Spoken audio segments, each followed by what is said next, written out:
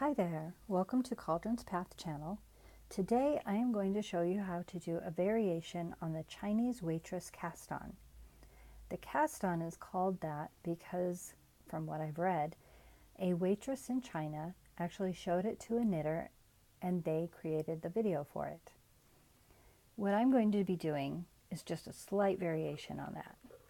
Now, since this is a short tail cast-on, you can place it almost anywhere in your knitted project. You start out with a basic slip knot and put onto your knitting needle, just like you would with a regular cast on. Hold it in your working hand, and then I take a crochet hook. For me, the crochet hook makes it so much easier than trying to do this with a regular knitting needle. Now for your first stitch, I do not count the slip knot as a stitch because it's not really well structured. So for your first stitch, lay the crochet hook underneath your knitting needle and you're going to create a figure 8. You're going to go from the front of the needle over, then onto the side of the crochet hook and back over. Now you're going to slip that down through. Now you have one stitch cast onto your needle. You're going to put your crochet hook back underneath the knitting needle and create another figure 8. Over and then back down. Only this time you have a loop wrapped around your crochet hook. So when you come down, you're actually going to go through that and leave a stitch on your crochet hook. Now you have 2 stitches on your needle. Again, place your crochet hook underneath your needle and create a figure 8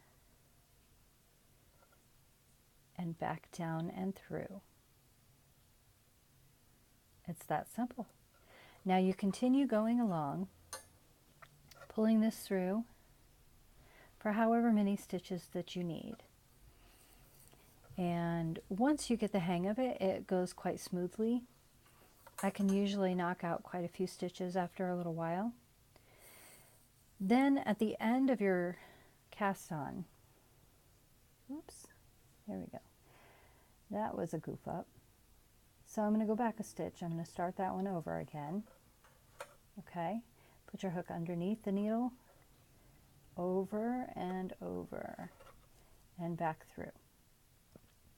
So at the end of your cast on, well, never mind on that because I have goofed that one up again.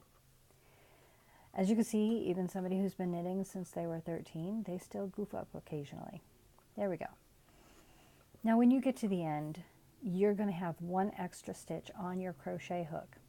What I do is I will put it back up onto the knitting needle, and when I take my first stitch, and of course I have no knitting needle next to me, when I do the first stitch, I will knit these 2 together as if they were 1 stitch. And what this does is it kind of tightens it back down and gives it a little bit more sturdiness. And then you just continue along, knitting to the end, or knit and purl if you're creating a ribbing. And then I pull the slip stitch out like that. Now, as you can see, this creates a really adorable, almost braided look on both sides. So it looks nice on the back and it looks nice on the front. It is really stretchy and it's great for the tops of socks, sleeves, the brims of hats, just about anywhere you would want just a little extra stretch and give to your project. Good luck.